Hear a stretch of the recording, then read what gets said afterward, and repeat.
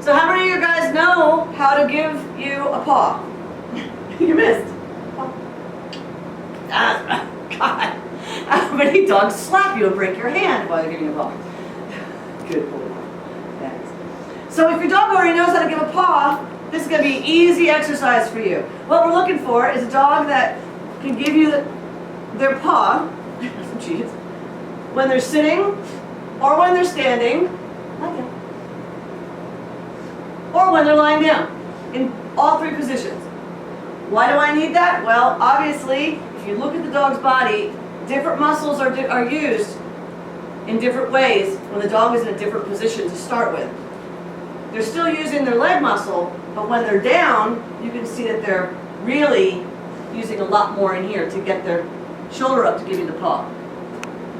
So what I'm looking for when I do my paw shakes, okay, is if I use my right hand and I cue with my right hand, I want him to use his left paw. And if I use my left hand, I want him to use his right paw. This is critical, okay, because when I'm handling an agility course, when I use my left hand, he's making a right turn. When I use my right hand, he's making a left turn. Believe it or not, guys, you probably already have this, you just don't realize it. But go out there next time you're handling and think about it, right? So when you are pointing to a jump and your dog is coming in, making a left turn, you're pointing at it with your right hand. Unless you're pre-cueing, and then that's a turn. But for the most part, your dog is on a left lead when they're on your right side. So I want to keep that consistent because I want to make sure that everything I do supports my handling system. I also want to make sure that no matter what my orientation to my dog, I get the same paw. Okay, so even when he's next to me, right? So that's probably a whole week exercise in and of itself. Getting your dog to give you his paw, getting him to give it to you from a sit, a stand, or a down, and getting him to give it to you no matter where he is in relationship to your person. But that's not all. We've got more. Okay? Exactly. You have more.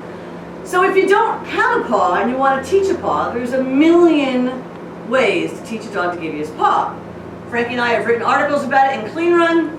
Feel free to go back to the Clean Run archives. But basically when I'm teaching a puppy to give me their paw, they're usually only about 3 or 4 weeks old, and I just reach down and encourage them to pick their foot up, and then I tell them how wonderful they are, because when you're working with a 3-week-old puppy, you can't use food to train them. We just use social interaction to reward them for that. And if you guys are on our Agility U puppy journal, it's all in there, right? It's all in there about how we teach the puppies and how we teach young dogs to do all this without using food, without using toys, and how to use social interaction to get behaviors, right? So, but you can do it just by, encouraging your dog to just give you their foot by tickling it or moving them forward, good, with a cookie. So once I have their front feet, I ask for the same thing with the back feet. Now, if you've taught your dog to give you their front feet, you do the exact same method, and you teach them to give you their back feet. Okay? It's the same exact method, right?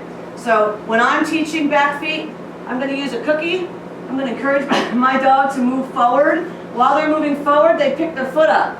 I just reach down and shake it and say, yay, and give them a cookie. So they know that that's what they're getting the cookie for. As time goes, I want them to pick that foot up higher and higher and higher. Yeah, come on. Yeah, good boy. Okay. Kick. Good. And I call this kick, and I call the front feet paws.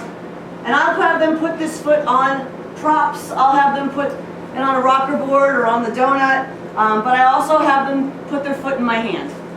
And I basically want to get this skill because I want my dog to understand where all points of his body are. So this is a really important skill for us to be able to move each foot individually. It's also kind of a fun skill to teach them. We use it a lot in all of our training.